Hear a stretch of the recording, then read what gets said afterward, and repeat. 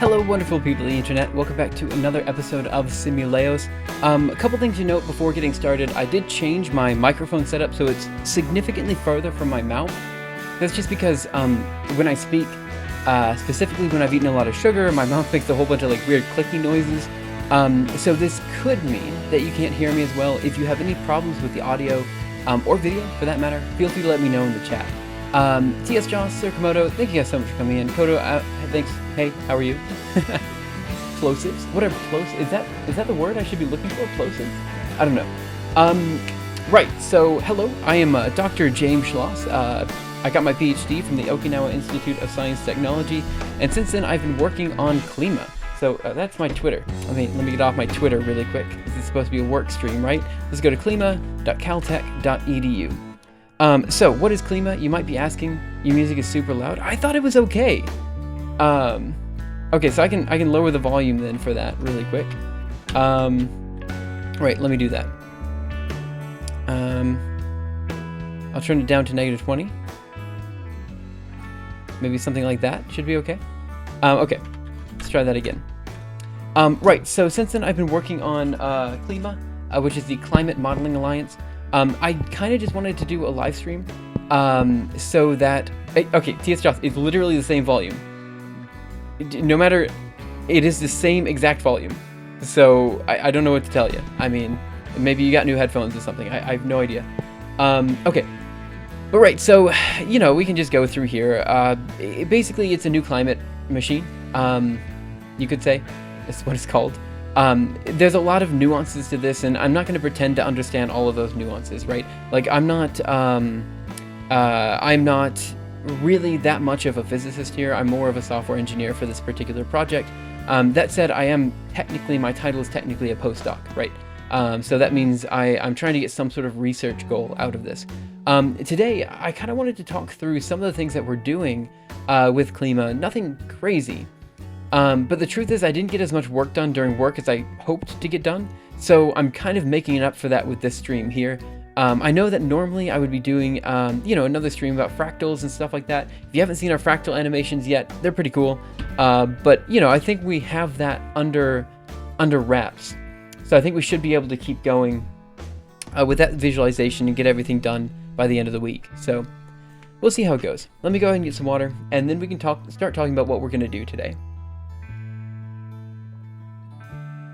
Okay, so Klima, like pretty much all supercomputer or pretty much all climate models, is meant to be run on high-performance computers. So let me just draw this out with Zernal PP so you can explain kind of what we're doing and why it's important. Right, so let's move this over here and that over there. So Klima, which is the name of the project I'm working on here, I'm just going to all caps it because, there's a lot of drama about the capitalization of this acronym. But right, so Klima is going to be run on some sort of supercomputer somewhere, right? Supercomputer, right? We're using Julia, which is great. I really like Julia. I've talked about it. I've used it a lot for this stream. The big thing is that we are using GPUs, right? Now, because we're using supercomputers and we're using GPUs, another thing that we need to talk about here is MPI, right? So what we have this this giant array called an MPI state array. In this MPI state array, we have basically all the variables that we have in some giant list, right? So for example, this segment might be rho, and this segment down here might be, I don't know, omega, and then the section under here will be, I don't know, like epsilon or something like that. The point is, all of these guys are held in some giant vector. And we talked about it a lot before, because, when it comes to GPU memory, it's nice to have a big block of memory that we're talking about. MPI stands for the message passing interface. So MPI in particular for supercomputers, let's say you have a computer over here and a computer over here. I mean, all supercomputers are like large computers with distributed computational nodes. MPI is the thing that allows you to send something back and forth. We talked about this a lot before when we talked about the distributed transpose and things like that, and we discussed how to send information from like one GPU to another. MPI here is literally the same thing. It's just the way that you pass messages between two distributed objects, whether they're CPUs or GPUs. that's kind of up to the user to decide. So we'll see how this goes. I haven't decided whether it's a good idea to do a Klima live stream or not, but I figured tonight we'll just go for it since I'm kind of behind with work anyway, and I figure it's a good thing to try. So if you guys are interested in seeing, like climate simulations and stuff like that, it wouldn't even be simulations, it'd be software engineering for climate simulations and stuff like that. Yeah, let me know. I'm more than happy to do more streams like this if you guys are into it. Otherwise, we'll just do the normal Algorithm Archive streams. As a note, this is after my normal working time. It is, I guess it's, 6:30 Eastern time? So I'm not going to be doing, yeah, I'm going to try to get work done, but it's not going to be, super crazy, just work. It's going to be kind of just relaxed and chill and see how it goes. This is in some ways a test to see what people are interested in and whether this is something worth doing later. Although I might be doing streams during normal work times later as well. So anyway, if you guys have any comments, questions, concerns, anything like that, feel free to let me know, and I'll do my best to respond to it as soon as I can. Now, I'm not going to start talking about the climate stuff because honestly, this is very far removed from the climate stuff. All we're talking about right now is how we store the data in memory, which is a big thing for GPU computing, right? It's one of the most important things to keep in mind. So let me do journal new page before. We have a rather big problem with the MPI state array, right? So even though I just said that we have, some sort of large matrix in memory that, has, all the elements, we have rho and epsilon and all these guys just kind of chained together. In principle, we interact with this object as a 5-dimensional object, so 5 dimensions, right? Which is fair enough. The reason we have 5 dimensions is because we have a little box, let's say, here's our box.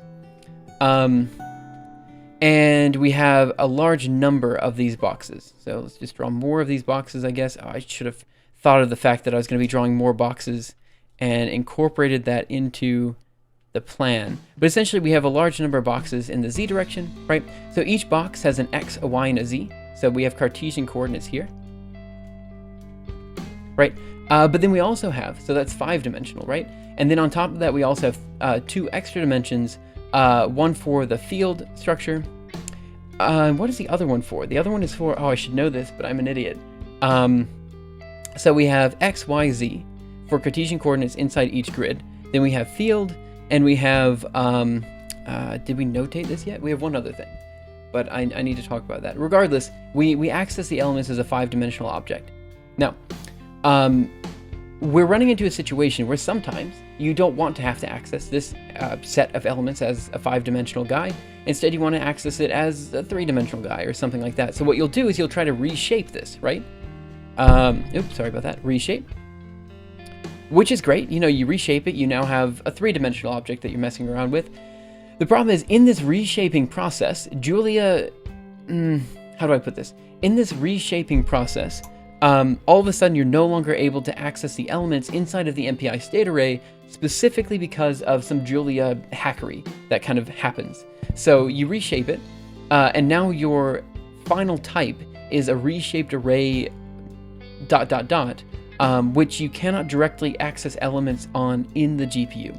So this particular problem is a mixture of issues with GPUs and MPI state arrays, and we're just going to kind of tackle it. We're going to try to figure out what the issue is and try to solve it in the next hour and 30 minutes. That's kind of the goal. Suckle Monster, hey, how are you?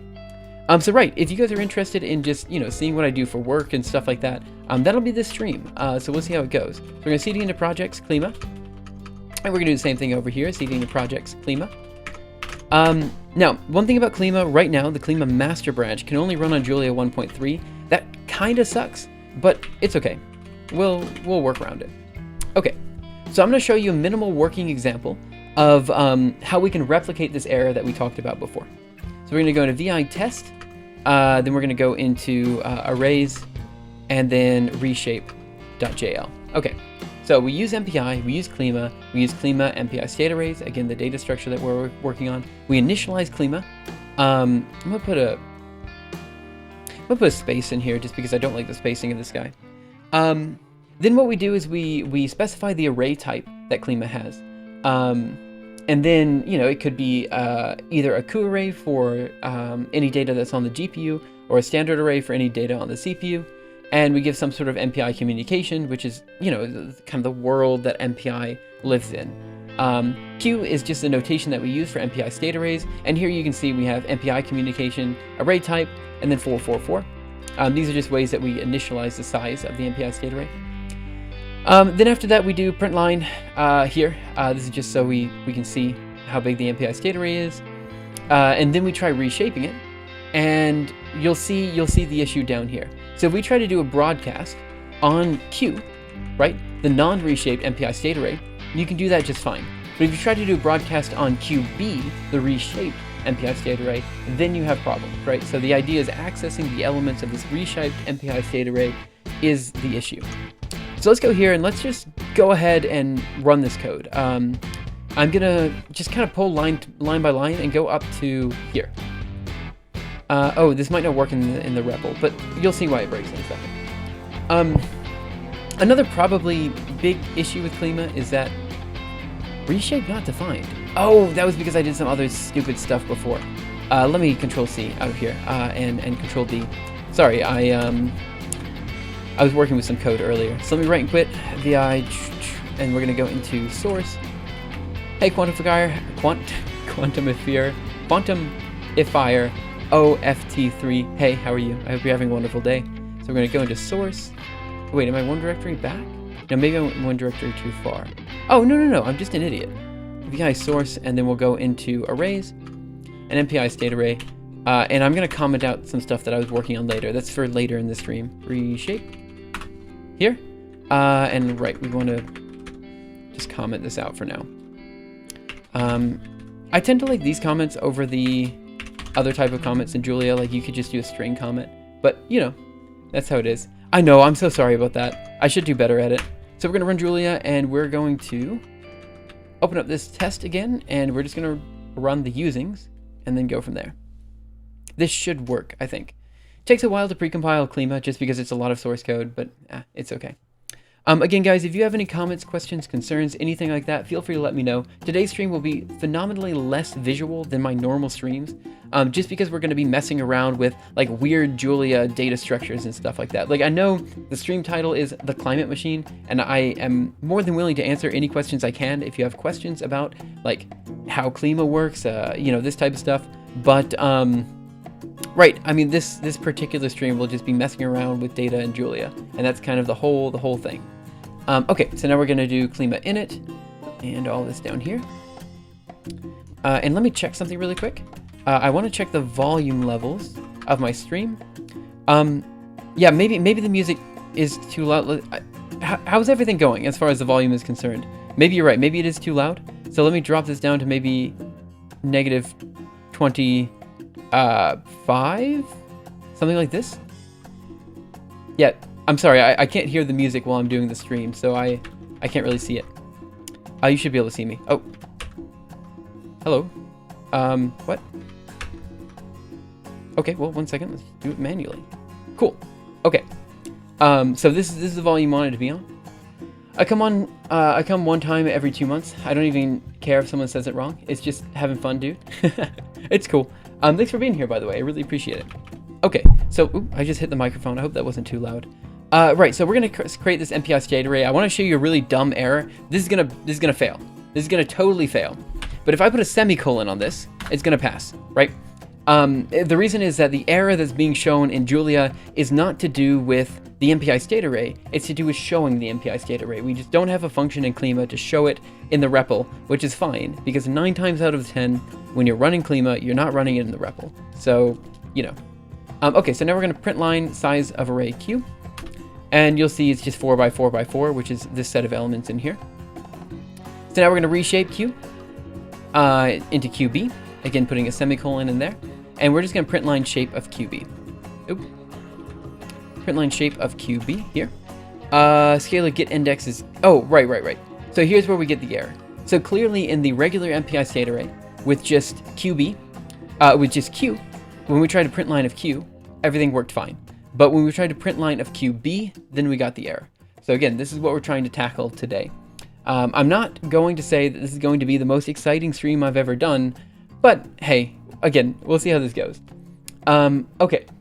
Raimu, what's up? How are you? I hope you're having a wonderful day. If you guys don't know, Raimu is a fantastic programming streamer here on Twitch. He does a lot of really cool stuff.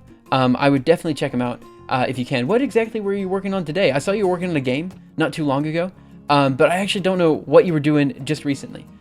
Feel free to talk about your stream. If anyone was here before and you hadn't been on Raimu's stream before, yeah, just go there. He's cool. He usually streams just before I start, so he's making LED strip light stuff. Cool, cool, cool. Let's see. I hope you guys are all having a great time. Right, so what are we working on today? I just kind of explained it to a lot of people here, but I'll re-explain it. Today we're working on Klima, which is my main work thing that I do for work. It's a climate modeling alliance, also known as a climate machine. Klima itself is a climate machine. And so what this is kind of a renewed way to basically create a climate modeling scheme, a climate simulation in Julia via MPI and all that kind of stuff. So in particular, what I'm doing here is I'm working on a supercomputer, or I will be working on a supercomputer, which means I have to talk about GPUs and MPI, right? So basically I have multiple GPUs on the supercomputer, and we have to have these GPUs talk to each other via message passing interface known as MPI.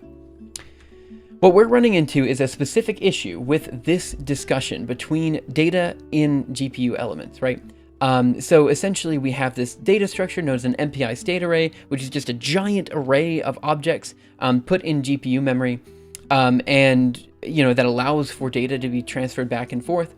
And we ran into a bug where if you reshape this array, all of a sudden you can't access the elements inside of it. So this is what we're trying to solve today. It's not as visual as my normal streams, but I'm hoping you like it just the same. And if you have any questions, comments, concerns, anything like that, feel free to let me know and I'll do what I can to answer it as soon as I can. I wired up my Raspberry Pi to an LED strip. They made a web browser. Oh, cool. Sounds fun. Yeah, I've always wanted to get into Raspberry Pi stuff, but I never did. And I always kind of regret that, Like, it's one of those things that really came on the scenes and seemed really, really cool. But yeah, I never got into it. But yeah, I'm glad that you're doing well, and I'm glad the stream went well as well. Okay, so the crux of the issue is the following. In this particular code base, we use. What did you do? Oh, you flipped it. So in this code base, we use MPI Klima, which is the main code base. Klima.mpi state arrays. Then we do Klima init, and we create our MPI state array here, just called Q. Then we create a new MPI state array, which is a reshaped Q. This works anytime you try to broadcast on Q, but anytime you try to broadcast on QB, the reshaped MPI state arrays, everything failed. Can you transpose the array? Definitely not right now. We're far away from being able to do that.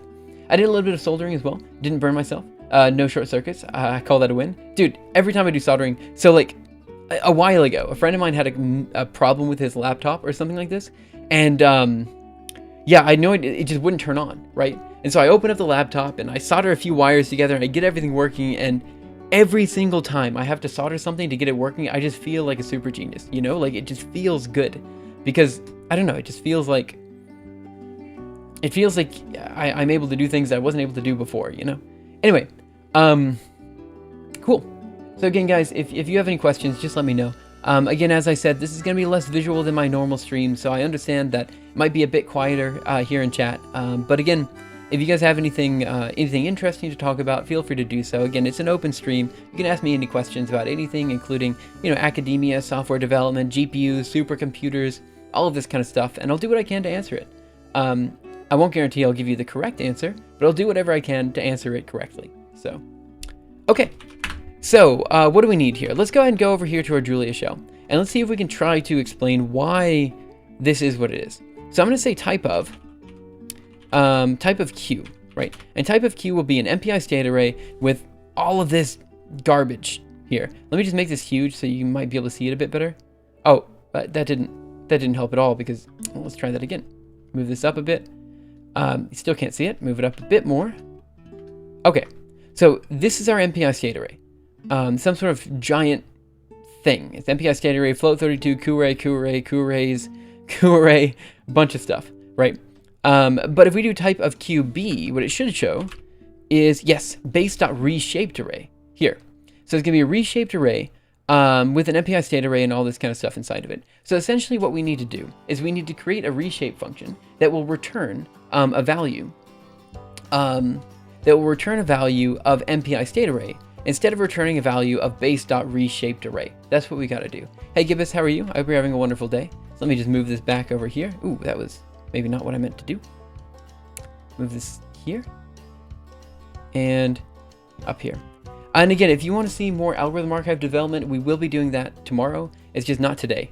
Sorry about that. I made the conscious decision to just try something new with today's stream, and that's, doing work on stream, which is kind of weird.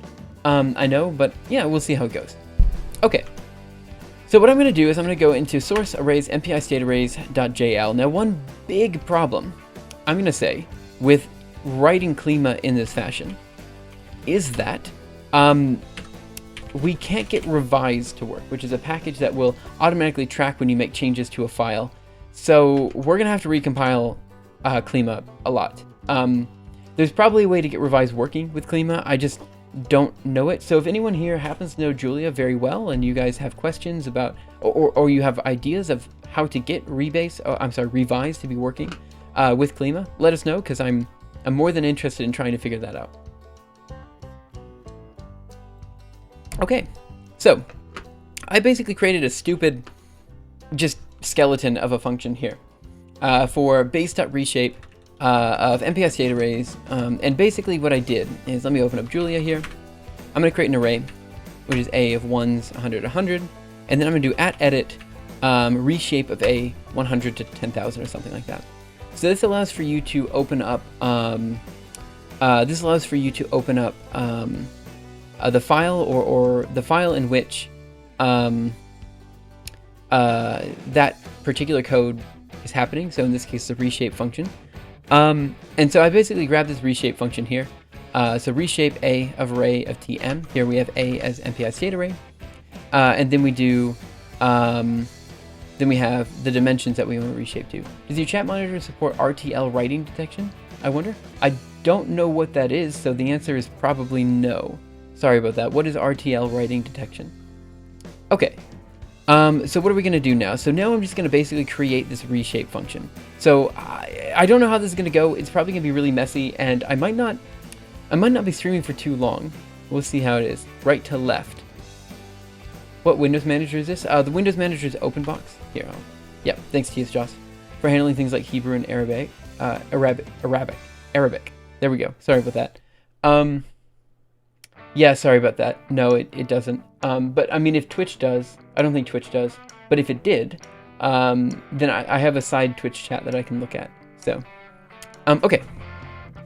So what are we going to try to do here? So I feel like there should be a way for us to just use the reshape function that's already inbuilt in Julia, but then wrap the type in such a way that it comes back out as an MPI state array. Like that's kind of what I'm thinking we want to do here. I'm not sure. Either that, or we could find a way to reinitialize a new MPI state array. So the problem is a reshape, right? So if you have a large thing of data, what reshape does is it doesn't change any of the data underlying this particular structure. It just changes the way we access the data, right? So there should be a way for us to just change the way we access it. Right, this shouldn't return a reshaped array at all. It should just be returning an MPI state array. So I'm gonna go back into Julia really quick, and let me just mess around a bit here. So if we do reshape, we'll say B is gonna be equal to reshape of A. And we're gonna say, I don't know, give it a tuple of 100 and then 100,000, something like that. Dimension mismatch, I think I gave it too many zeros. There we go. And we say type of B, it'll be type of array, right? So what I don't understand is why when we reshape an MPI state array, it gives us a type of reshaped array. So probably because an MPI state array is an abstract array, it's going through a different line. Instead of just going to the typical array reshape, it probably goes to an abstract array reshape. So I'm actually going to grab this QB line that we had before, and I'm going to edit this. Oh crap. that doesn't exist yet. So let's fix that really quick.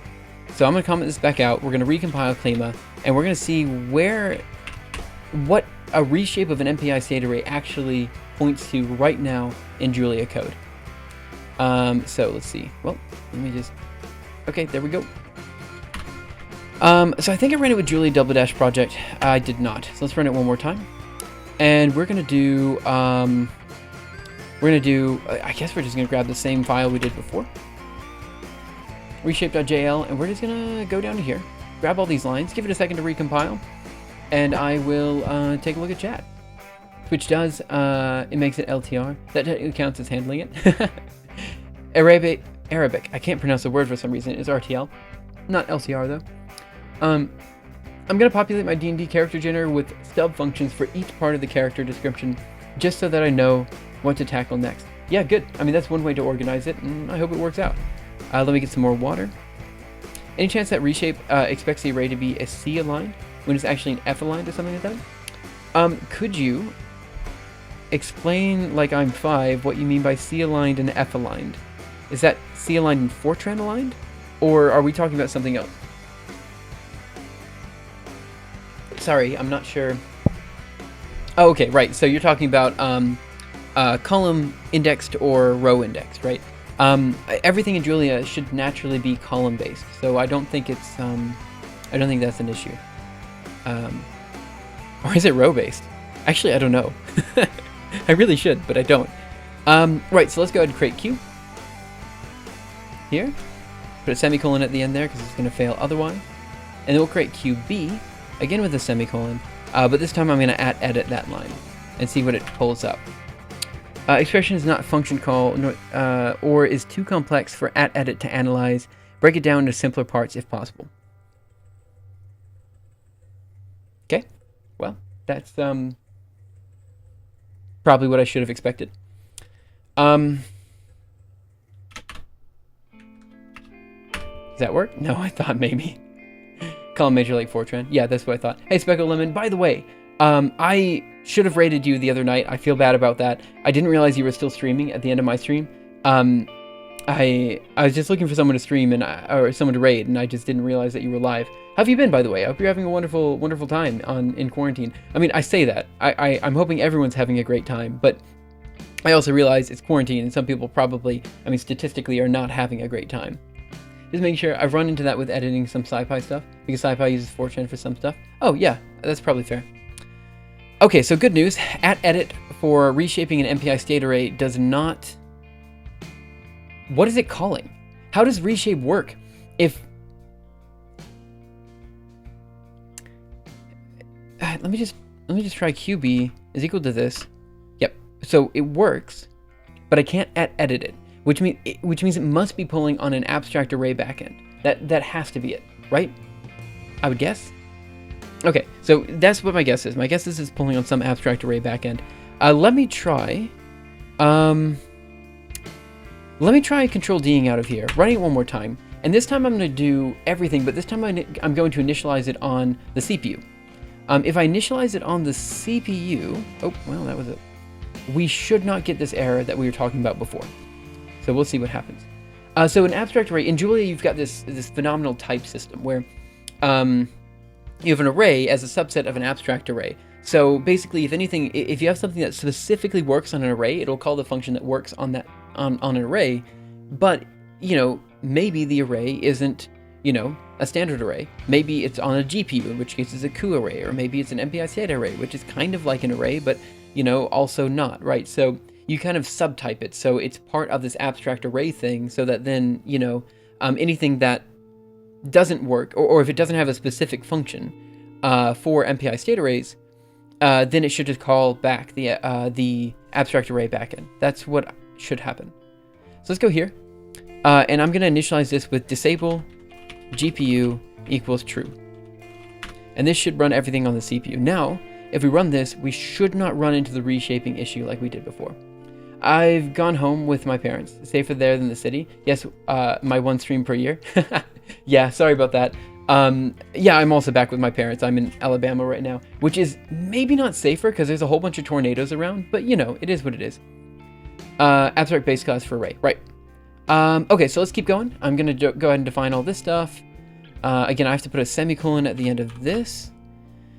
And then we're just going to reshape it. And let's just see if this test should, in principle, pass on the CPU. So let's see what happens. Let me just do print line size of array of QB.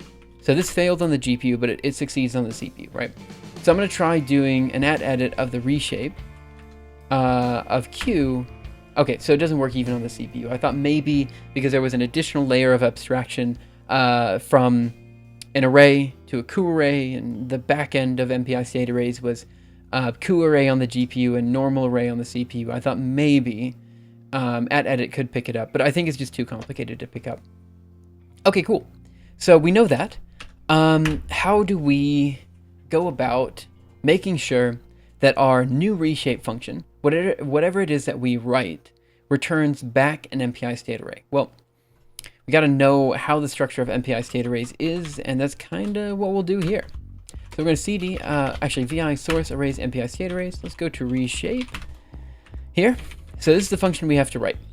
Again, it's MPI state arrays, and it's just going to take A, which is an MPI state array, and then dimensions, which are the dimensions we're going to reshape to. Update, I've made progress by adding references to functions I plan to implement, but now the script is broken because none of the functions exist. Well, that's how it goes. I have the same issue, but that's the way of things, right? Yep. Ulysis, thanks so much for following. Really appreciate it. Right, so I am doing my best to describe this as, as cleanly as I can. But again, some of this is very difficult to describe because I don't have the best grasp of it. So if you have questions, please feel free to ask, and I'll do what I can to answer it. Okay, so I'm going to take a look at what we have outside of, like, what other base functions we have. We have base.copy2. I'm trying to think of something, like here's a transform array, but I don't know what this does. What does transform array do? I guess it transforms it from, transforms all arguments of BC from MPI state arrays to arrays. Okay, let's see, broadcast style. What I'm looking for is something kind of like a reshape. See if there's any function in here that we could kind of pull on. Start ghost exchange, finish ghost exchange. Right. Go send, none of these seem particularly useful. Okay, base.reshape, again, we're gonna have to modify that. I'm not seeing anything we can really pull on here. So I'm just gonna go ahead and edit the normal reshape. We're gonna read through that function and we're gonna see if we can just, kind of grab the inner essence of that function and pull it out and use it for MPI state arrays. That's what we're gonna do. So again, I'm gonna create A, and we're gonna do edit, and we're gonna edit the reshape of A. Okay, it's gonna give us a new file. I'm gonna make it large for now, just so you guys can read it. And we're gonna just go through this function and see how this goes. Actually, let's make it huge. Huge. Okay. So here's the function reshape. This is generally, for any array, this is kind of how reshape works. Should I try this on a Q array? Let's try this on a Q array. Again, let me just make it a bit smaller. Maybe move this up here. So let's try this on a Q array. So I'm going to do B is going to be equal to, let's do using Q arrays. Because doing it on a Q array might pull the abstract array backend, which is what I was trying to find anyway. And actually, let's reshape a Q array and let's see what that does. So we're going to say B is going to be equal to Q array of A. Okay. And now we're going to have, whatever, our Q array. This is, again, just an array, but now it's on the GPU. Heapwalker, thanks for following. Really appreciate it. So now let's just go ahead and run, I don't know, type of reshape B to be whatever we want here. So I guess it's going to be 100 by something like this should work. It's going to be a Q array, so that also returns a Q array. And let's just do edit reshape. Instead of A, we're going to reshape B. And this returns reshape parent abstract array dims is equal to underscore reshape. Ooh, this is a thing. Every time I edit something in Julia, I am amazed at the complexity of it. Here, let me just show you something beautiful. Let me do using FFTW, okay? Ah, well. Add FFTW. It's gonna screw up my manifest, but whatever. I don't care too much about it. I want to show you some beautiful source code that's just, man, it exists. And every time I look at it, I just get amazingly confused by it. Okay, I'm gonna run using FFTW, and then I'm gonna run an FFT, so @edit FFT of B. Okay? So, you would think that if you're gonna run an FFT of B, this would be defined in some function, right?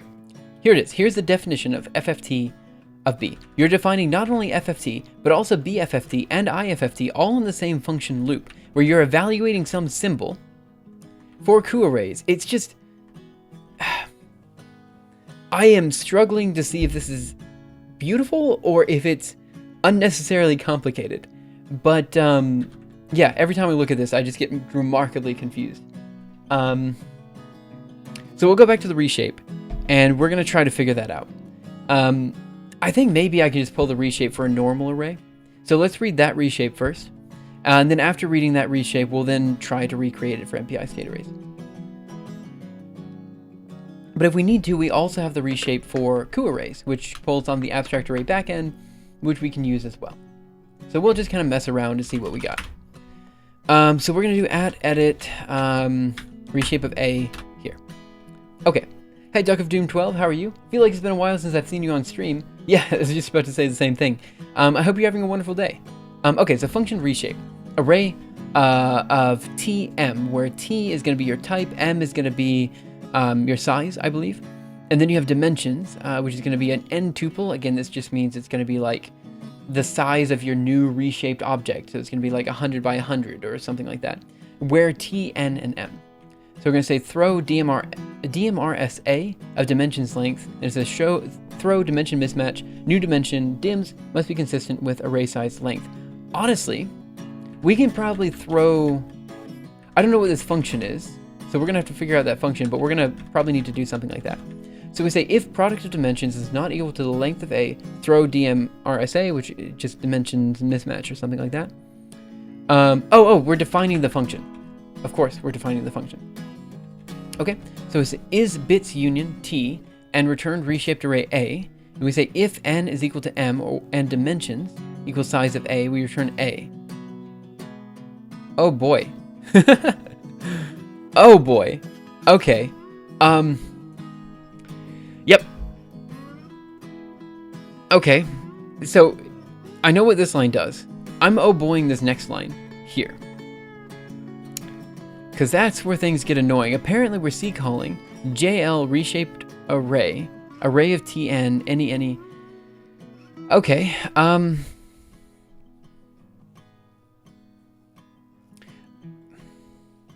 so we need to do one of two things. Kopaten, thank you so much for following, really appreciate it. Life's pretty good, but boring right now. So, we have the ability to reshape an MPI state array, but maybe what we need is the ability to cast a reshaped MPI state array into a normal MPI state array, right? So maybe what we're thinking about here, if we can just get the data of an MPI state array, we can then cast that onto an MPI state array. Okay, so I know this sounds really dumb, so here's my logic. So if we do, this is gonna be so stupid, this is so stupid, it might work. So we have MPI state array, so we'll call that MPI state, right? We reshape it. Okay, and then what we do is we pull the data from this. So we pull the data, and we put that back into an MPI state array. That's what I'm going to try, and we're going to see what happens. So now I need to figure out how I'm going to get the data from an MPI state array. I know it's possible. Usually you can just do array. So what if we do... this is stupidly messy.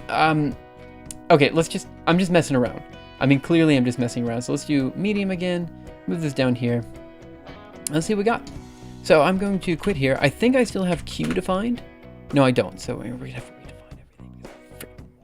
Okay, so Control D, Julia double dash project, and let's just do it. Where am I? Right, quit. So we're going to go again back into the test, and we're just going to run everything again.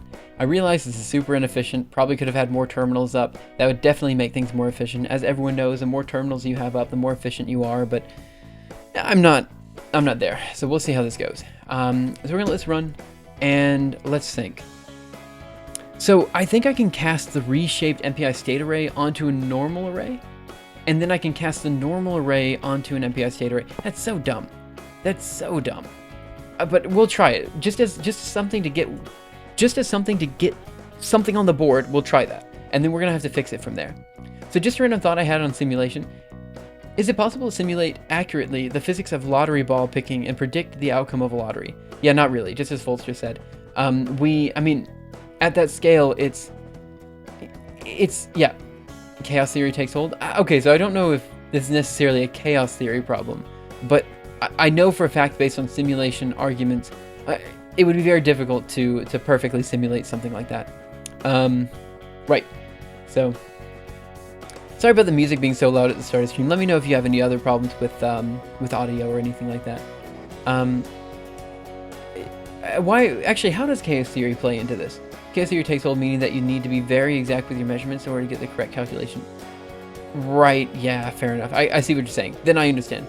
Right, because if you could adequately parameterize it, maybe, but even then, you don't really know all the issues, you know, or how to simulate the interactions and everything. So let's do this, and then once everything's initialized, we'll have Q, we'll have QB, and then we'll just mess around with QB and try to get something working. Just for the record, these few lines of code took me a phenomenal amount of time to figure out, not because they're we ran into an issue, right? With scalar get index is not allowed or something like that in Klima. And we couldn't figure out what the error was, and it just took me forever, or took us forever, to figure out there was an issue with reshape. And then I had to create a minimum working example for that to be the thing. So again, we're gonna run type of QB. I think it's gonna fail. No, what? Nothing. That's not true. What? What? It means type of nothing. What? Okay.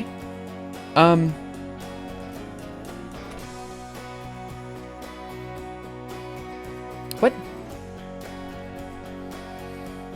What? What is Q? Q is an MPI state array. So that should work. And then, I see the problem, because I'm an idiot.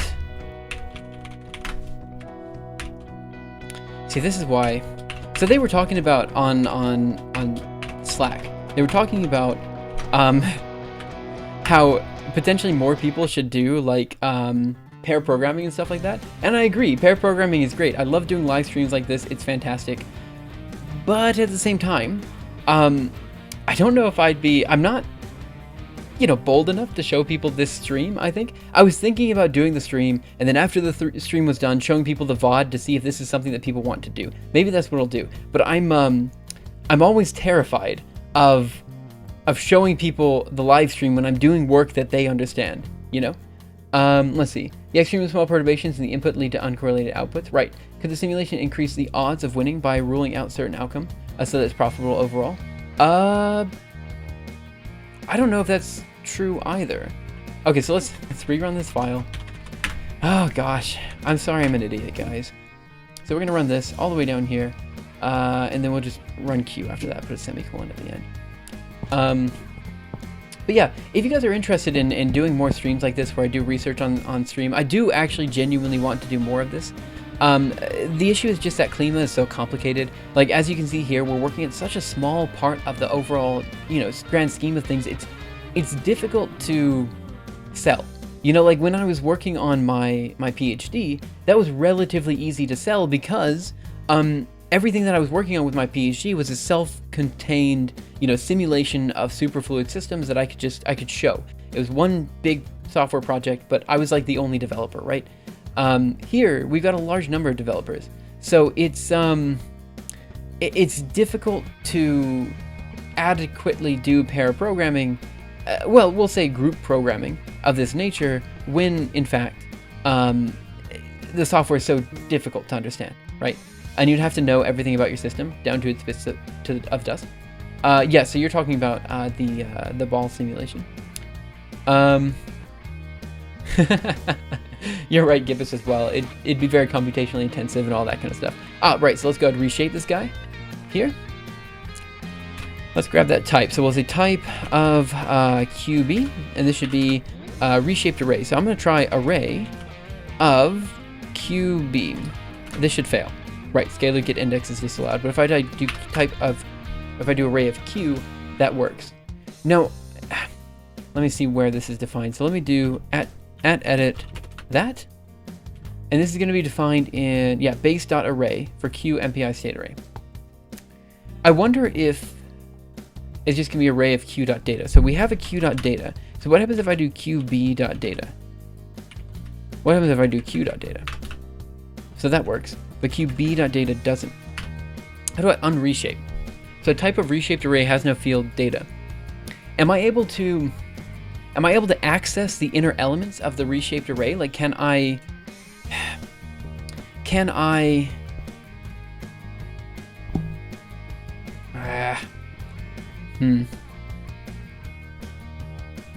Right, so again, the issue is the following. So we have an MPI state array. Let's just do it this way. So we have a reshape MPI state array of type cuArray.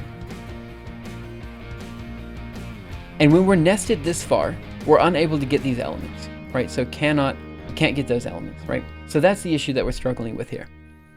If we could somehow access this layer, I'm not saying we can, but if we could, then our problem would be solved. So let's just see if we can muck around with this type, and we can just... Okay, so it's base.reshaped array, float32, 3, MPI state array, float32, Okay, let's start thinking about something else.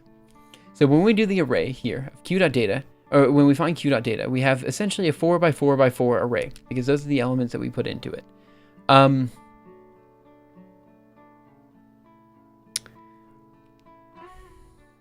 Let's just muck around a bit. What's the use of reshaped array if you can't get info out of it? I don't know. So truth be told, I don't think you're supposed to ever see the reshaped array type. I think, like, because if you reshape an array, it returns an array of the appropriate type. But because MPI state arrays is so messy, when you reshape that, you don't get back an MPI state array because Julia doesn't know what to return, because we've defined MPI state array and all of the functions on this ourselves. So for example, if I just go down to base, base.array, the function that I just used, base.array, is literally just array of Q.data, right? So this is all stuff that we define, right? So that's kind of the issue. Let's see. It's kind of thinking. This kind of thing is very useful in the context of video games, though. Tool assisted speedrunners manipulate PRNG systems all the time to get desired results. It's a low-level nonsense. That's the stream. Welcome to low-level nonsense with Simuleos. Dr. Simuleos, but that doesn't really help anything. Also, it's stupidly hot in this room. I don't know why. It's just hot. Okay. So, right, the big issue is we just need to create this reshape function. And I just don't know how to write this function. Because when we edited, so let's do A is here. Oh, oop, that's not what I meant. Crap. Well, I'm adding FFTW. That's an accident. Yep. Oh well, it is what it is. Okay, so if I do A, let's go back. I do, come on. A is going to be ones of 100 by 100, 100. And you edit the reshape of A, and we look at this file. It ends with a C call on JL reshaped array is going to be equal to array of TN any. How about where is JL underscore reshape underscore array defined? It's there. That's it. There has to be some... So that colon there indicates that we're...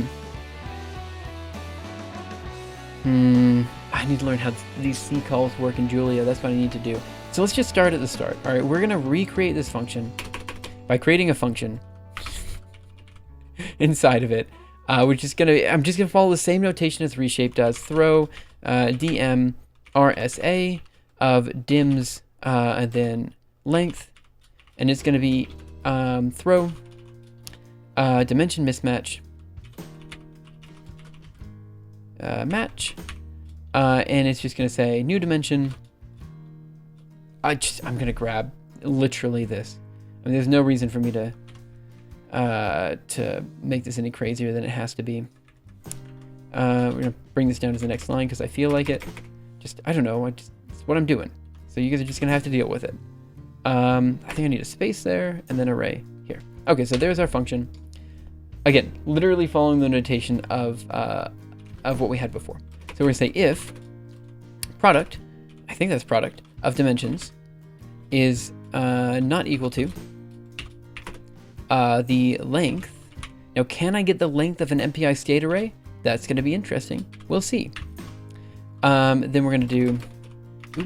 what? I missed a space. So we're going to go in here. We're just going to... Is this right?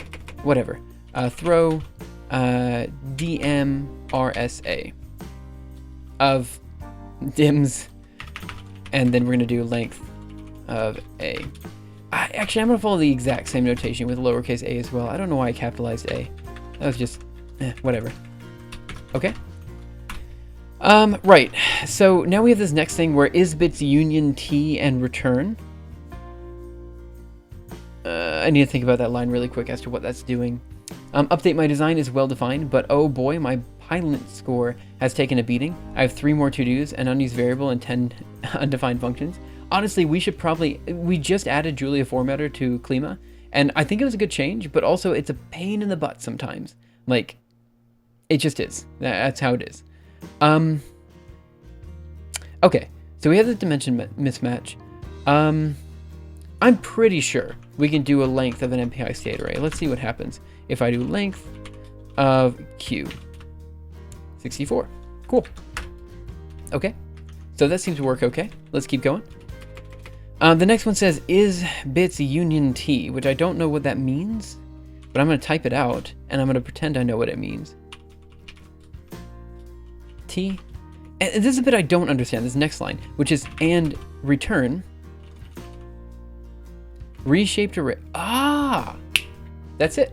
That's the issue. So we're returning. Okay, I understand now. Return reshaped array of type A, dims, and then here. So that's what's happening. This is literally what's happening. We're saying the only time you can return a reshaped array type is if isbits union t I don't know what the double ampersand is doing here. I mean, usually the double ampersand is like if and, you know, like fine. So let's just move over here really quick and let me just see what happens if I say is bits union. Oh, does that not exist? It does not exist. Where is bits union defined then? Isbits type, isbits union. I guess I'll just Google it. Isbits union Julia. Isbits union Julia. And again, also let me know if like the volume's bad or anything like that. Just I'm doing my best, like, but I can't listen to the stream. I think they're using and as a shortcut circuit. Right. For structs with all isbits and isbits union, allow them to be what? What are we allowing them to be? Isbits union. Okay. Where is this defined though? Isbits union. I guess if I go to the start of this file where we're at editing, it should have. This file is part of Julia, licenses MIT. Okay. I was hoping it would tell me what it's using, you know, so that I could go from there. Stored in line in arrays? Probably. Yeah, I just didn't read the whole thing.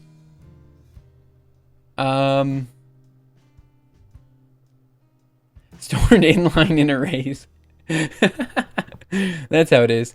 My code now works again, but I've added a bunch of empty design that I need to fill in. Cool. I don't know why he's splitting the title that way. I don't know. I feel like they split the title that way. Like, I feel like...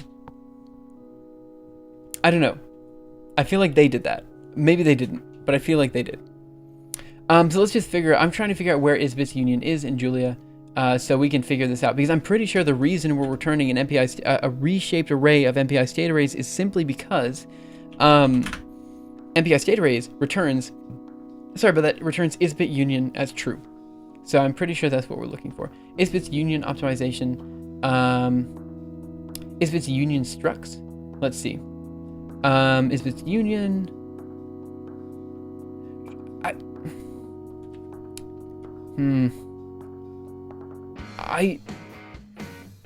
Here it is in reshaped array.jl.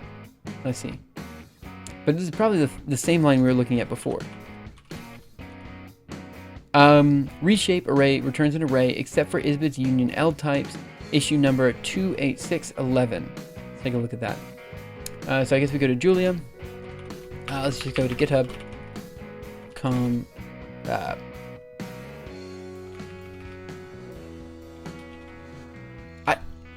Julia? Surely this will work, right? So here's the Julia Lang, and we're going to look for issue number 28611. That's what we're looking for. To Pudding, thank you so much for the host. Really appreciate it. Yeah. How have you been? Yeah. Cool. Appreciate that. So let's see. We have Julia Lang, fresh approach. So we're looking for issues. Oh gosh. And we're going to look for what's the number again? We're looking for 28611. 28611. Reshaped array for Isbit's union arrays. Cool. Okay. I have to say something that Julia does very well that I find annoying with Python is that most of the libraries work very well with each other. There's no problems with going from NumPy to Splurn. Oh, there's no problems from going from NumPy to Splurn to Pandas. Right. How's it going? It's going pretty well, To Pudding. How are you? I hope you're having a wonderful day. Okay. The only non-obvious part of this is getting the correct dispatch for array of any, ensuring that we return an array without messing up interfaces in other cases. Okay. Fixes this issue. Cool. The failure on Apple seems spread. Oh no, is this an operating system thing? Let's see, regressing reshape after push. Seems like the array code is trying to just reuse the array buffer, but it should be probably using reinterpret array to view around that. Oh boy, this is what bug were they trying? Do we even care what bug they were trying to fix? I mean, the issue is I just need to figure out what Isbit's union means. Like, that's what I'm trying to figure out. And if I can figure that out, we should be able to move from there. Python has issues for that. I'm doing great, thank you. I'm trying to figure out why my sciencey numbers are so weird. What sciencey numbers are you talking about, man? Okay. So let's see. Same spot as those reflected by PR. So what did this guy add in there? So we're gonna do, I think this is the one I'm looking for. Yeah, this is the merge pull request. So let's take a look at the files changed. Isbit's union, so they define Isbit's union. It's gonna be at pure meta c call JL array stored on Let's define Isbit's union. Let's just define this in our little guy over here. At pure meta. Okay. Okay, so I think I'm understanding what this is supposed to be. I think it's saying that if your type is a union of two separate types, then you return a reshaped array, which MPI state array does definitely follow that that notation, right? Because it's an array, and then on top of that you have the MPI state array stuff. So that's why it returns a reshaped array instead of just doing the reshape itself. So what I think we can do, I think we can delete this line. Okay, hear me out. I think we can delete that line, and I think we can just reshape the array on the q.data. That's what I'm going to try to do. So we're going to do call here. and we're gonna paste it here. Add some spaces before it. And then in here, we're gonna add, you there. In here, we're gonna do, if, again, we're just gonna, n is equal to m. We don't have an n or an m. What is m? A? Oh, okay, so I'll figure this out in just a second, because I think this is necessary, but we'll work on that. And we're gonna say dims is equal to size of a, and then we're just gonna return. So that's if a is supposed to be reshaped into a, right? So we have to get that fixed as well. After some thinking, I've decided that my script should handle gender as little as possible. Gender is like time zones in language in that it is a hotbed of messy human inconsistency. If that means it generates a character named Kyle who's consistently referred to as they, whatever. Yeah, I think that's fair.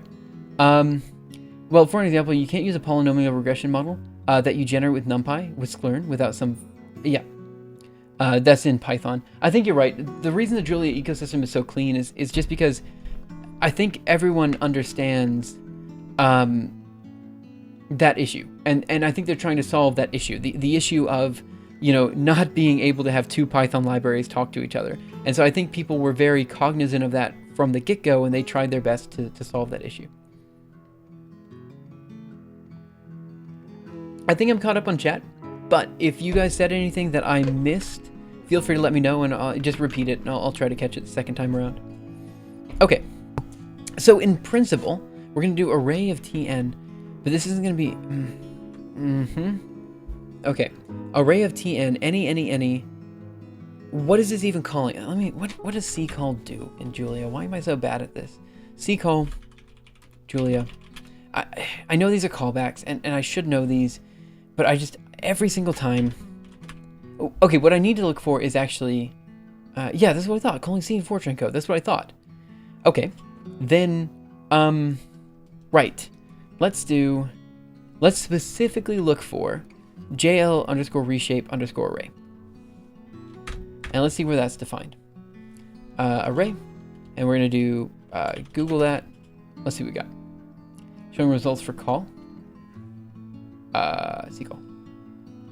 I think it's still the same. Let's see, JL reshaped array. Yep. Implement reinterpret using JL reshape array. This should all be in... Is this a pull request or is this an issue? This is an issue. So let's see the pull request that solved it.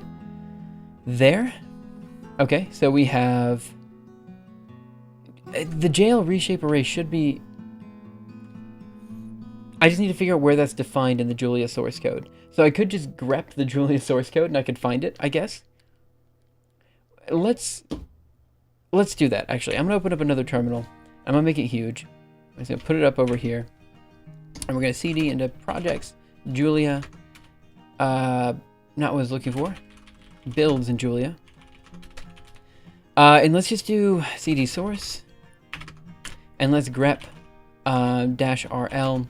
And we're going to do JL underscore reshape underscore array. Okay. Looks like it's in julia.h. Right. Okay. Didn't realize that's how it was, but let's go to vi array.c. So this is actually C code, and let's look for JL underscore reshape here. That's a thing.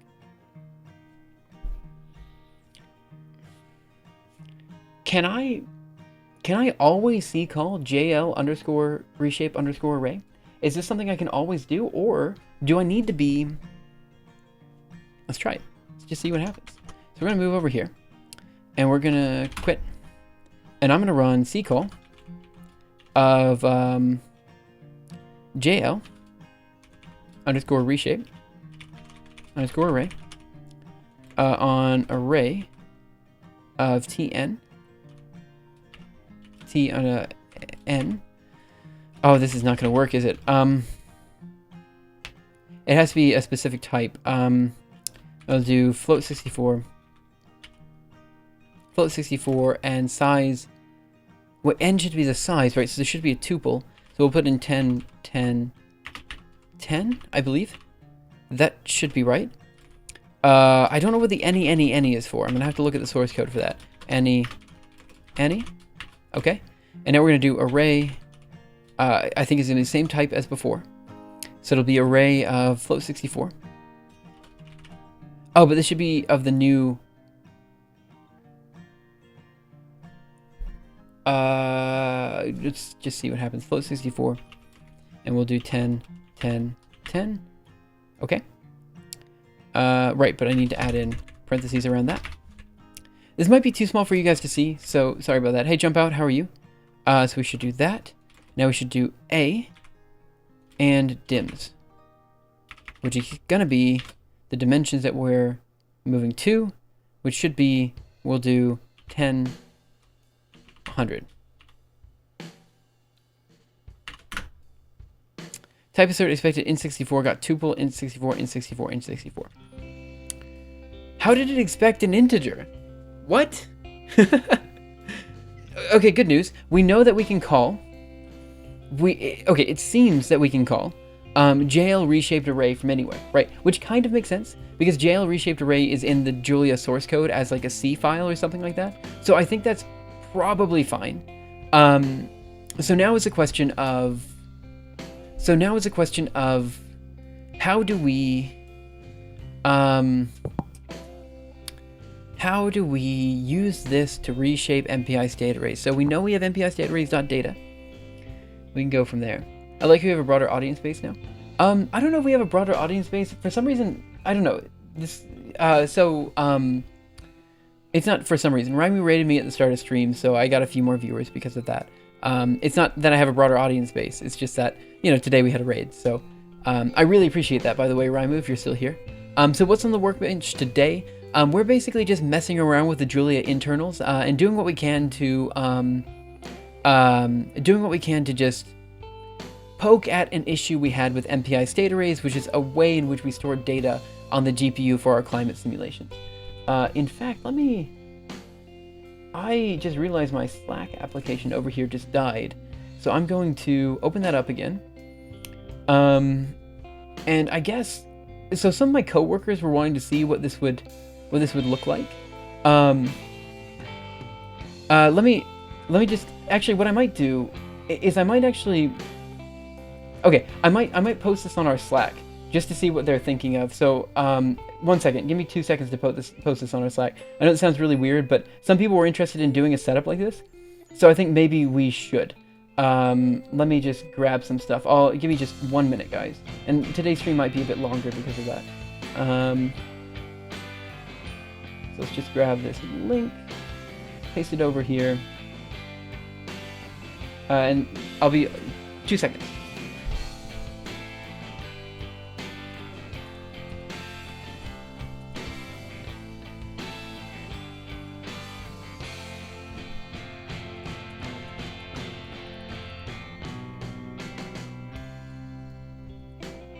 Okay, I just let them know I'm technically I'm technically live now, but I'm not saying anyone has to join. I feel bad. It's like self-advertising, and I don't really like self-advertising, Okay, so let's just mess with this so we can kind of, figure it all out. Oh, actually, I need to say 4 people.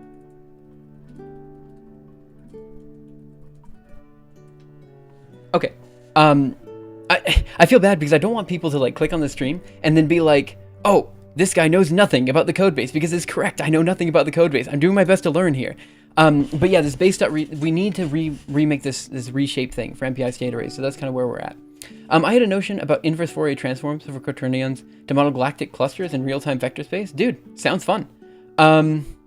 Let's see. Having NVIDIA Tegra machine could likely do it reasonably fast. 1 second.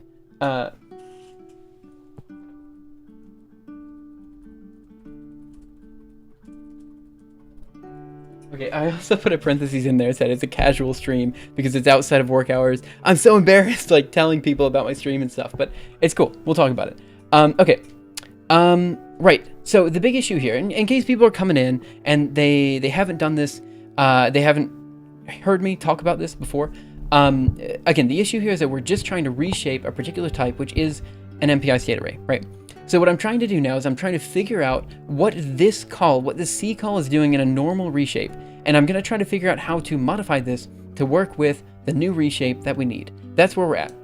So I basically took this base.reshape function almost entirely from the Julia source code. And what we need to do is we need to update this function in here, which is to do modify for MPI state arrays specifically.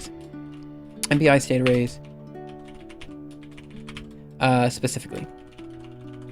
And I think it's relatively straightforward to do because we can just do MPI state array dot data, which will give us the data for the MPI state array. But yeah, I'm still trying to figure out how this call works. So if I can figure out this call, I think we've figured out this function, and then this solves the entire reshape issue that we had before. So right, I think actually I'm pretty happy that we've made some progress at all today. Again, for the first time I'm doing a work stream, I'm not expecting like too much to come out of this. But if you guys are interested in doing more of these kind of research streams where you just kind of dig into weird software things related to Julia and try to help people out with, maybe not even try to help people out, but just work with the Klima codebase, please feel free to let me know, and I'd be more than willing to do more streams like this. Maybe even during work hours, but I'm not entirely convinced that'll happen. Things I've learned doing software engineering is that more code in the codebase you don't understand, the more powerful the codebase is. Workstream has been really cool so far. Hey man, I appreciate that. Also, Fulster, I saw some of your fractals on Twitter. Every time, I'm blown away. Good job, man. Okay. So what I need to figure out is why it's expecting an int64 instead of a tuple of int64s. So let's just look at, I'm sorry, I just hit the microphone. I hope that wasn't too loud. So let's take a look at the source code really quick. I'm gonna move this up just a bit as well, sorry. Visual Studio Code opened a changelog just before I opened my script back up, and the changelog closed. How do I pull it up again? No idea, man. I don't use Visual Studio. Okay, so here's our JL reshape array function that I think we're calling. Again, this is C code. That's okay. I can read C code, kind of. I say that, but you guys have seen me read C code miserably before, so we'll see. So we have JL reshaped array. We have JL value A type, JL array T data, and JL value T dims. Okay, this is a different call than the C call. So C call is JL reshape array, wait, what do we have here? So that's a function, so we have array, float64, that's the array type. Then we have the data, which we're putting any, and then we have the dimensions again. What? How are these related? So we have JL reshape array of type n. Oh, you know, type n. N is the tuple that we read in. We have any. I think that's the part I'm struggling with. I don't understand why we have an any in there. Under help release notes.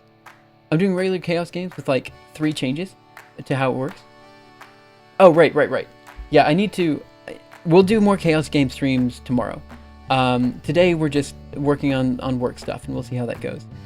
Also, this morning I had a huge scare. Turned on my computer, and it would periodically turn off. The desktop just wouldn't work, right? And so I'm sitting here, and just every once in a while, there's no signal going to the desktop. Turns out that there was some issue with the PCIe bus to my GPU. So if stream just drops at some point, it's probably because my GPU died, and I'm kind of terrified of that happening. So because like everything I do is on this GPU, so if this GPU dies, I can't really work very well. And also yesterday, man, my tablet died, so I had to open it up. So many weird technical issues happened in the past few days. Okay, let's keep going. So we have JL reshaped array of tn, any, array of tn a dims. Looking at the C code, JL DLL export. We have JL value t a type, which is going to be your array type, which is going to be this first call here, has to be. Array type n, fine. You have array t data, so our data here is any. And then we have dimensions here, right? Fine. Wait, what? Dims? No, that doesn't make any sense. Okay, maybe that's right. And then we have a and dims. And that's a bit, I don't fully understand how a and dims are in this call if we're C calling it from C code. So that's what I need to figure out. So what I'm going to do is I'm just going to mess around with my Julia terminal over here on the left, and I'm going to try to make it so we can just get this code working for a standard array. And my hope is that if we can get it working for a standard array, we can then get it working with other arrays. Now, you might be asking, why don't I look at the reshape for Ku arrays, for example, because Ku arrays are more abstract arrays? Well, it's because that code's a bit more annoying. So my first attempt is going to be updating or just using base.reshape and updating this for normal arrays, you know? And then my second attempt will be going through with abstract arrays and stuff like that. So we'll just see how this goes. Again, guys, if you have any questions in particular, we'll talk about it there. So this in particular gave me the error that said type error in type assert, and it expected int64 but got a tuple of int64, int64, int64, and that's my bad. I think what I needed to put here was I guess no. What? So we have to put in a type here. So it's going to be type of array tn, where n, oh gosh, let me just reread the code. Let's see what it looks like. So we're going to do @edit again to reshape. Okay, let's see what we have over here. So now we have two different reshapes on screen, which is confusing, I know, but it is what it is. And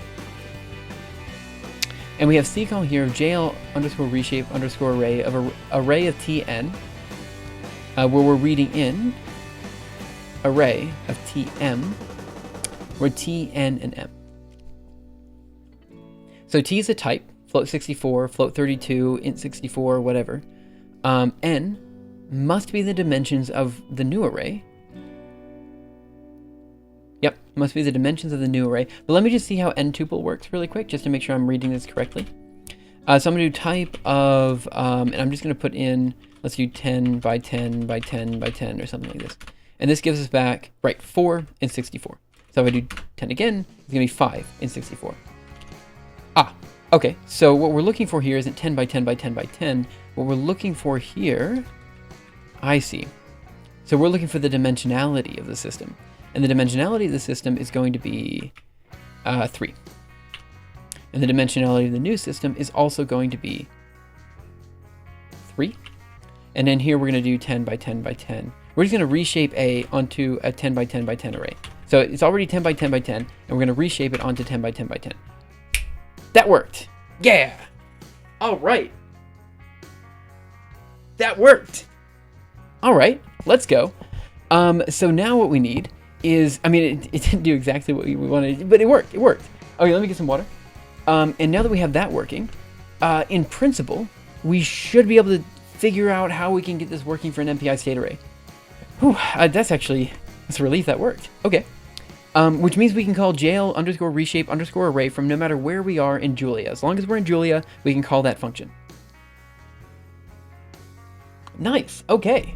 So now what we need to do is we need to go over here, and we have array of tn, any.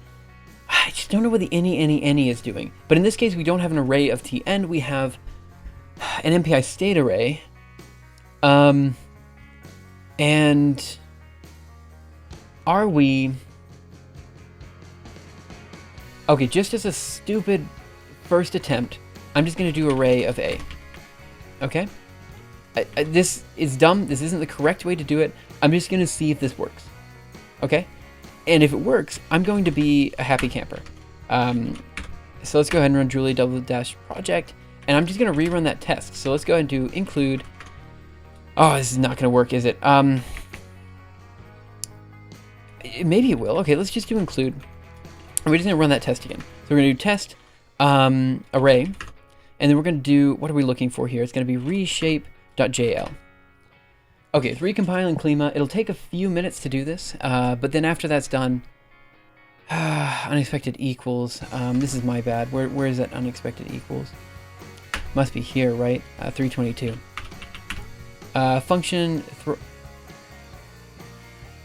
Wasn't that the exact... What? Isn't this exactly what they had in the actual... Throw DR... function... Oh. Oh, that's... There you go. Let's try that again. Include test array and let's see what happens. Yeah, it worked. Let's see, you had some talk about quaternions. Just checking out 3 Blue 1 Brown video on quaternions. Yeah, so actually there's also the... Oh gosh, what is his name? Ben Eater. Ben Eater has an amazing webpage on that as well. Definitely check it out. T not defined. That is because T is not defined. Correct. Let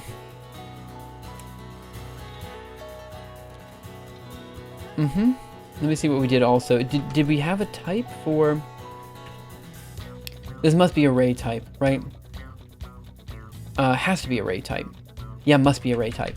So I'm gonna modify this so it's just array type. Oh, come on. Ah, come on.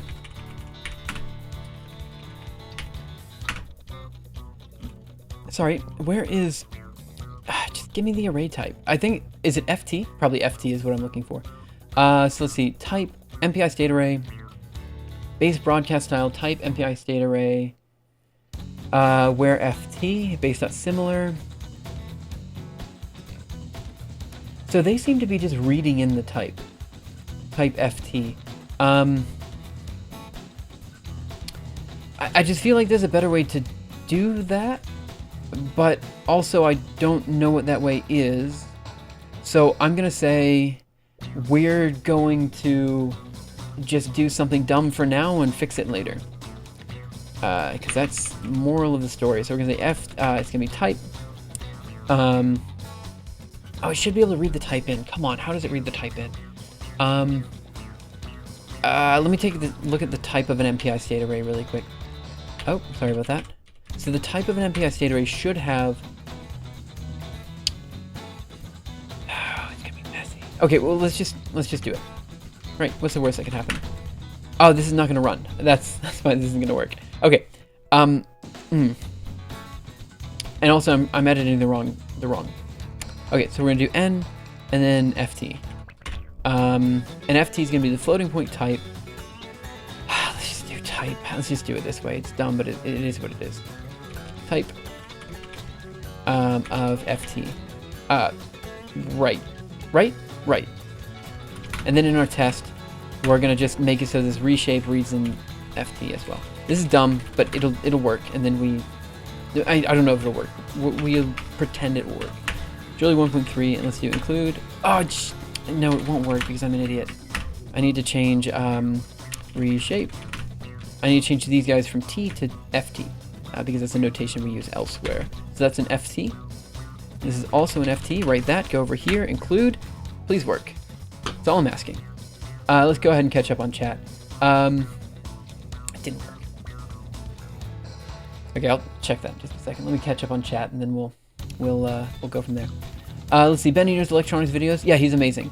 Yeah, they're super cool, but I hate doing low-level stuff like that on my own. Yeah, I can understand how it could be tedious. I moved all my const declarations to a different module, kind of like how a C header file works. And now I've got to prefix every constant use in my script. Good luck with that, man. For working with Arduinos has ruined me. Yeah. I think I'm mostly caught up. There was some discussion about cube root and stuff like that, but he spends a lot of time making 3D math models to explain. I've seen the videos and demos on Badio's site. 30-minute video, but so worth it. Yeah, I don't know. I tend to not like watching 30-minute videos. I feel like they're kind of long, but that's just me. Like, I know it's just me. That's because I see the problem. The problem is I need to do this and that. Okay, let's see what happens there. Again, it's probably gonna fail. I don't know why this would pass. I'm just going. At this point, you know. Gosh, it's so close to working too. Ah, man. I mean, this is the thing. Like, some of my coworkers. Oh, did it work? Come on. Okay, anyway, some of my coworkers, they'll just pump out hundreds of lines of code a day, and I'm just like, how? How do you do this? It took me 2 hours just to write this little thing, and I was copying from some other code. You know, like, I don't know. I need to get better at that. Meowcat, I'm running Arch Linux. It's right here. Go. Right, so it's pre-compiling Klima. I'm hoping... FT not defined? It is not defined. Correct. Reshape. It is defined as array type. What is that? Float 60. Oh, float 32. So we'll just change this. So we'll do FT. FT is going to be equal to float 32. And in here, we'll just do FT here. DT there. T. Right. Try it again. M not defined. What is M? That must be in the other code. So let's go down to reshape. Reshape. Here. Right, it's not defined. I'm just gonna... what's the Julia notation here? This. And that. Of course, I have to recompile. Let me make sure it's written. Okay, let's try that again. See what happens. I did that, and now one of my lines is too long. Yeah, fair enough. Let's see. Can't you just make constant values all uppercase? That's a notation I've seen. Or is something to do with your linter? Are you talking about me or Gibbous? If you're talking about me, yeah, we've got some weird... We're trying to fix up some of the style for Klima right now. There's like a whole bunch of open PRs for that. But we'll get there, one bit by bit. Right, so I think this stream has been relatively successful. It's kept me on track, and you know, we're getting stuff done. So I think I will try to do some work streams more after this one's done. So it might be like 4 o'clock p.m. Eastern time or something that I'll start. So I'll do like 4 to 6 p.m. Eastern time will be 4 to 6 p.m. Eastern time will be like works. That worked. Please say that. Did that work? Oh, that seems like it worked. It like feels like it works, but I feel like I'm too... Okay. Take a step back. Okay. So I think if we do 4 to 6 for Klima and then 6 to 8 for the algorithm archive, I think that's a good mix. And so I think, you know, we do maybe a 4-hour stream and just half of it's Klima, half of it's algorithm archive, and I think that's pretty good. There's some worry there that you could say, legally speaking, you know, I'm using Klima potentially as advertisement for my algorithm archive stream. That could be something that you could argue, but I don't think that's fair. I'm amazed that this might have worked. Okay, if that worked, then we're done. That's what I needed to do. Admittedly, it's ugly. Okay, let's try. So what I'm gonna do is I'm gonna quit here. There's a lot of cleanup to do. But man, I'm amazed that might have worked. So let's go into reshape.jl, and I'm just gonna create an MPI state array, and then I'm going to MPI state array here, and we're gonna define QB as the reshape of this MPI state array. Let's do type of that. Yep, that's my bad. Let's try writing that correctly. It's type of array. Yeah, okay. Okay, that's not what I wanted. It's close, but not quite what I wanted. So we should be able to cast an array onto an MPI state. Oh, we're doing the dumb thing. I didn't even know we were doing the dumb thing, but we're doing the dumb thing. Crap.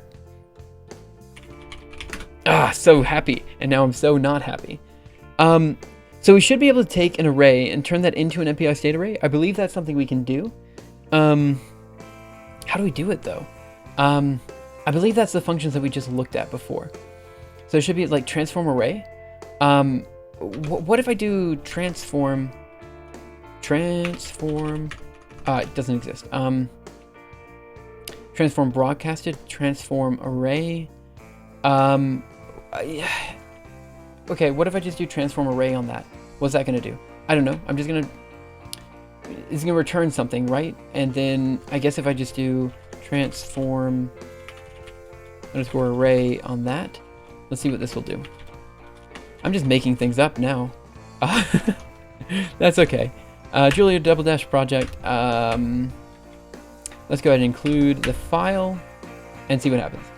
So I'm hoping this function does what I want it to do. So I'm hoping it returns. Oh, I don't even know what I'm hoping for anymore. Like I should just. Why am I just so bad at this? Oh well, it's okay. One day I'll get better. I'm learning. Might as well hold on to the handrails, right? But yeah, I do think these work streams are useful because they at least keep me focused. I realize, yeah, I'm somewhat distracted by chat, but even with the distraction by chat, I feel like I'm a bit more productive for the past few hours than I have been during work usually. I know that sounds really bad to say, but I think it is kind of true. So I'm going to keep going for a bit longer. I really want to... Come on. I really want to see if I can just get something on the board. Like, that's all I'm looking for. Just something on the board. And so let's try defining Q now.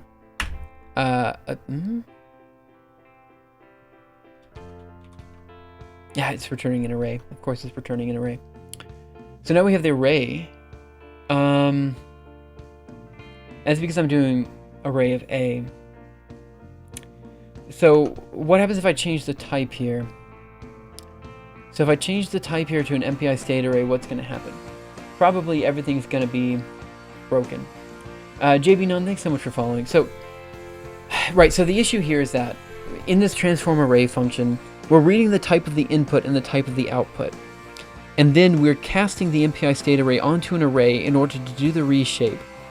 But then the reshape only works on arrays. So this has two big drawbacks. The first big drawback is that if we...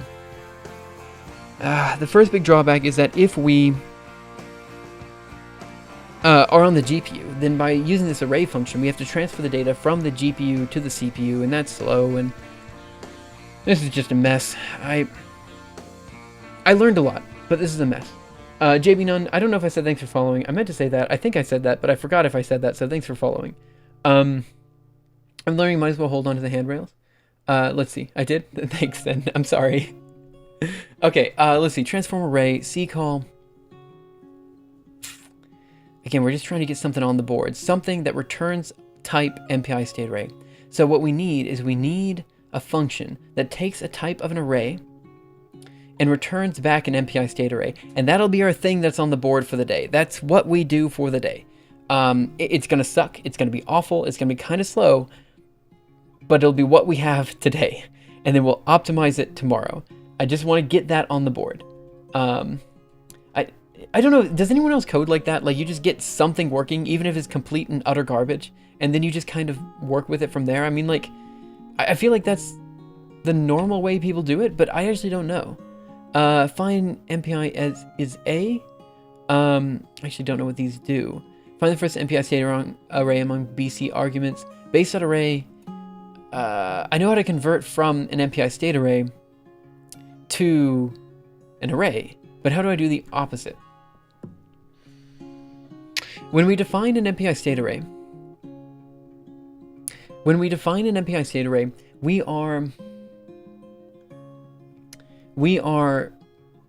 have to fill it with data. How do we populate it? What do we normally do to populate an MPI state array? That's the question. Let's see. So when we usually create an MPI state array, it looks like this. MPI state array, MPI communication array type 4444. We can broadcast it on there. Oh boy, that's a mess. Isn't that a mess? It is a mess, but that doesn't solve the reshape issue either. Okay, so I've got to think about this a bit more. I'm happy with the progress that we have gotten so far, but there's a lot of work left to be done. Architecture is hard that way. Okay, fix it. Nice. I only have half the stream on my phone. I always code like that. I always get the simplest POC working, and then I think about the best way to refactor it afterwards, because I usually think about it while throwing something together. I think that's true for most people as well. I saw 3D printed topological circuit board liquid formed video today. I think I saw something like that as well. It's super cool, man. Okay. So we can just broadcast the array elements onto Q, but then our shape is still off. Unless we create a new MPI state array of the new shape. Nope, this is not the way to do it. That is definitely not the way to do it. Okay, so let's go down to our reshape function. Let's think.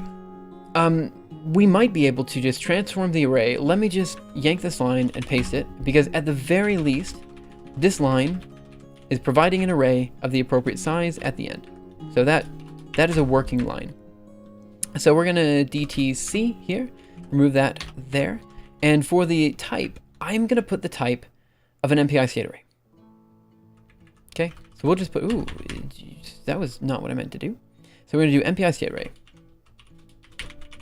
Okay. Just see what happens. MPI state array here.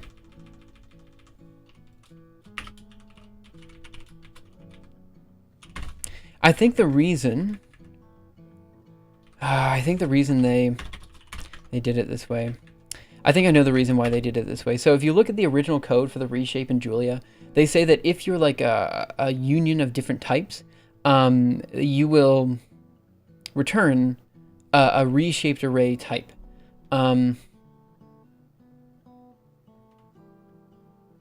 Is there a more simple way to do this? Probably. Almost definitely. But we'll think about it later. Okay, so I have this written. This should compile, but I don't know if it's going to run. So we're going to include. Fix one of my to-dos. Well, you're doing better than I am then. Dang. Okay. So we'll... I think what I'll do is I will...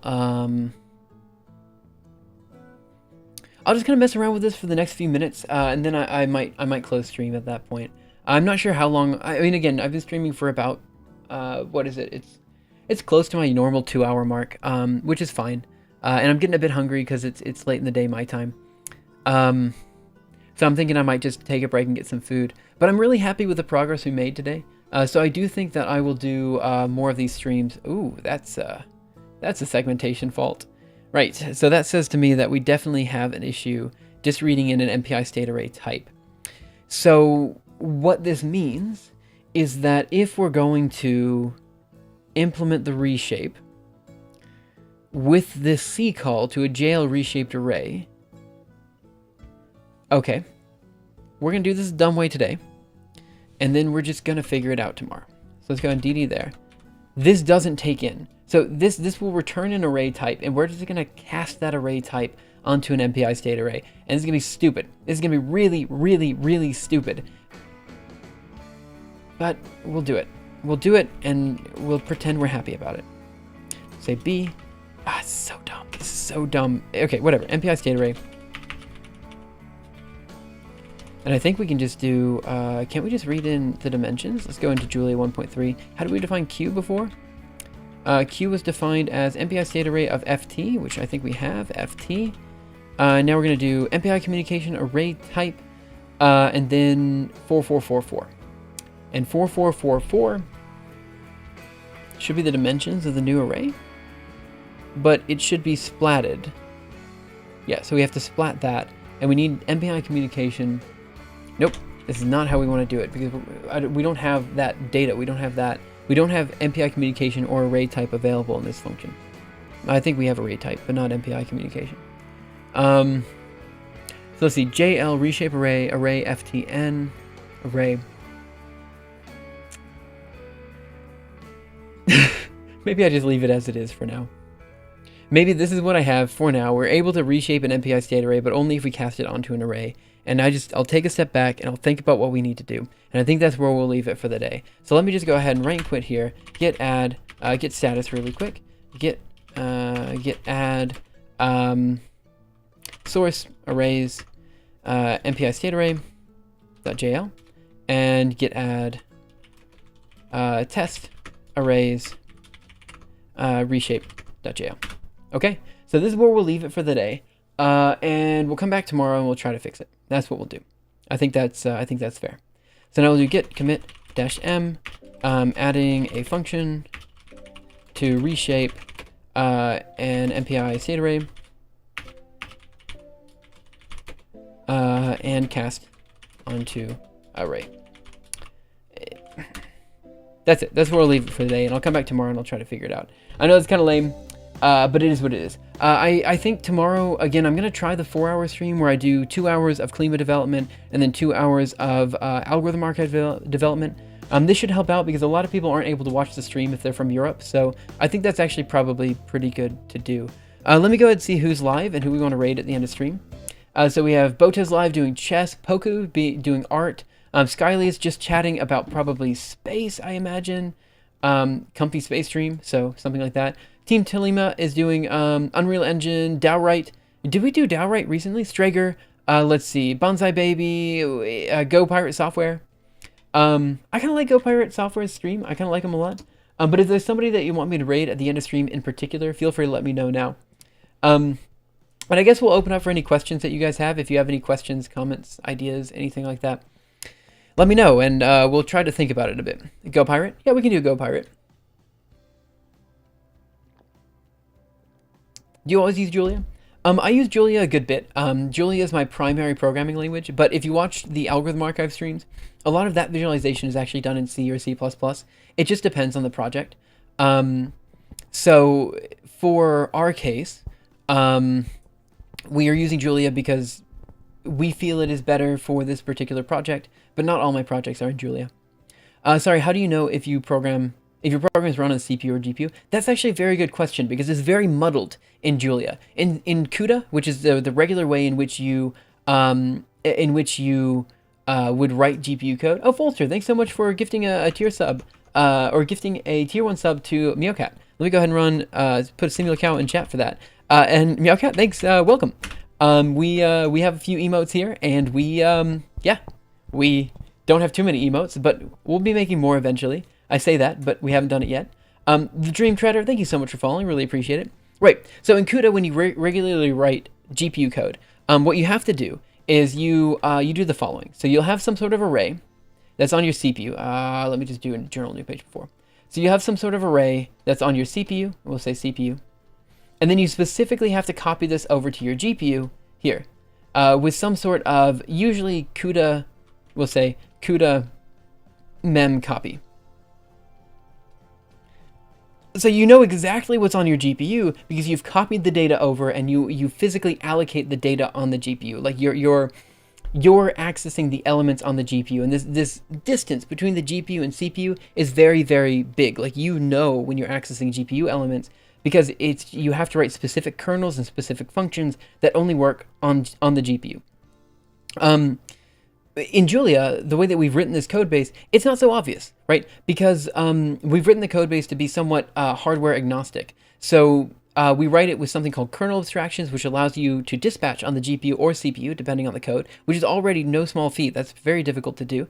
And then after that, you are then able to dispatch on GPU or CPU. So for us, the only real difference between whether you're on the GPU or CPU for the majority of the Klima code base is really whether you put on like disabled GPU equals true. So by default, you're on the GPU, but you can run on the CPU if you have to, specifically for debugging.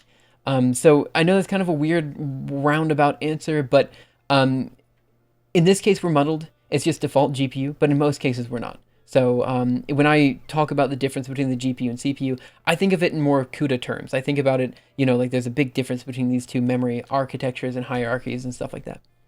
Okay, I think we are good to go. Okay, thank you guys so much for coming in. I'm gonna go ahead and start the raid on Go Pirate Software. And again, tomorrow I'll try to do a bit of a longer stream. So there's your raid, Go Pirate Software. Oh, hello. Okay, and right. Okay, thank you guys so much for coming in. Have a wonderful day, night, afternoon, morning, evening, whatever time it happens to be your time. And I will see you guys around next time for the next episode of Simuleos. I'm going to try to do a longer stream. We'll try starting at 4 o'clock Eastern time and then going through the normal Algorithm Archive stream. We'll see how that goes. But yeah, I do appreciate you guys coming in, and I'll see you next time. Bye, guys.